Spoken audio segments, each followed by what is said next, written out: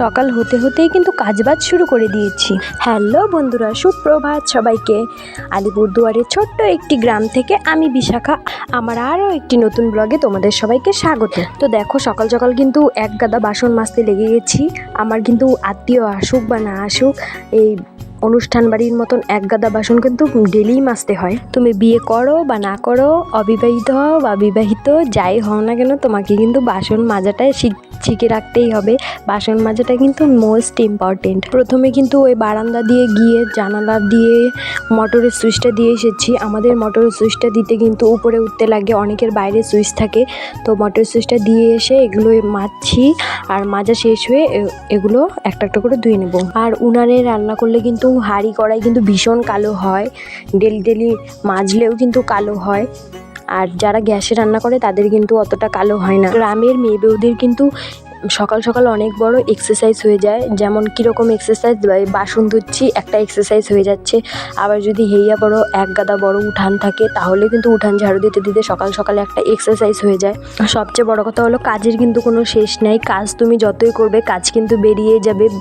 কাজ আর কোনোদিনও কমবে না। যত এইটা ভাববে ওইটা করবে, তার দেখবে আরেকটা কাজ বেরিয়ে পড়বে। কাজ কিন্তু কখনোই শেষ হবে না। কাজ অসীম। আর আমি কিন্তু মোটরের পাইপটা কলের ভিতরে ঢুকিয়ে নিয়েছি। কলের ভিতরে ঢুকিয়ে নিলে সুবিধা হয়, হাতে ধরে রাখতে হয় না।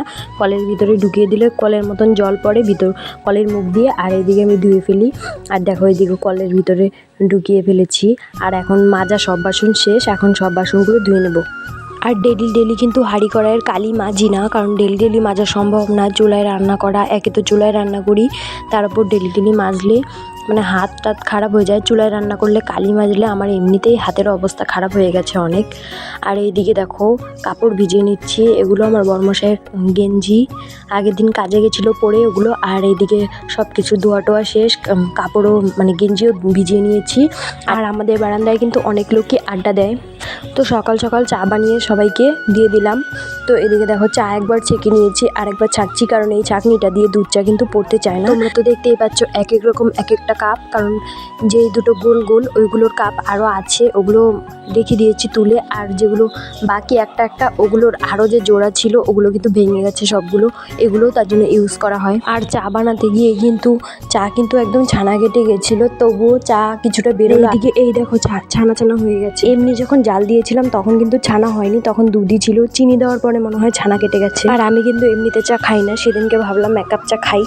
চা আর অল্প বাটিতে মুড়ি নিয়েছি, তো ওগুলো কিন্তু খাচ্ছি। আমিও চা খাই না, তোমাদের দাদাভাইও কিন্তু চা খায় না। আজকে ভাবলাম যে চাটা খেয়ে তারপর রান্না বসাই, কারণ ডেলি রান্না করতে দেরি হয়ে যায়। আজকে আবার আমাদের তুলতে গেছিলো বেগুন, তো ওরা কিন্তু বেগুন তুলছে। বেগুন কিন্তু বেশি উঠবে না, আর এখন কিন্তু বেগুনের দামও কমে গেছে। মা বাড়িতে নেই, বেগুন তুলতে গেছে তোমাদের দাদাভাই আর আমার বাবা গেছে। এখন কিন্তু বেগুন বেশি পোকা বের হয় না, কিন্তু পোকা বের না হলে বেগুনগুলো বাতি আর বেশি একটা লম্বা হয় না, ছোট ছোট। এখন কিন্তু বেগুন বেশি পোকা বের হয় না, কিন্তু লম্বাও হয় না, ছোট ছোট আর বাতি একদম। আর এদিকে দেখো, বেগুন তোলা তো শেষ। এদিকে আমার বড়মশাই বেগুন বাচ্ছে। আমিও ভাবছি বেগুন কয়টা বেছে দেই, না হলে তো এগোবে না। বেগুন বাছা যখন হয়ে গেছে, তখন দেখি বৃষ্টি পড়ছে, বৃষ্টি নেমে গেছে। কিন্তু এই দেখো, বৃষ্টি দেখা যাচ্ছে। আজকে আমার এই ব্লগটা এই পর্যন্তই। ভালো লাগলে সবাই লাইক কমেন্ট শেয়ার করে দিও। ফেসবুক থেকে যারা দেখছো তারা ফলো করে দিও, আর ইউটিউব থেকে যারা দেখছো তারা চ্যানেলটাকে সাবস্ক্রাইব করে দিও। আমার আরও এমন নতুন অনেক ব্লগ বা ভিডিও দেখতে চাইলে তোমরা কিন্তু আমার চ্যানেলটাকে সাবস্ক্রাইব করতে একদম ভুলবে না। আর কমেন্টে বলে যাও ভিডিওটা কেমন হয়েছে। দেখা হবে নেক্সট ব্লগ।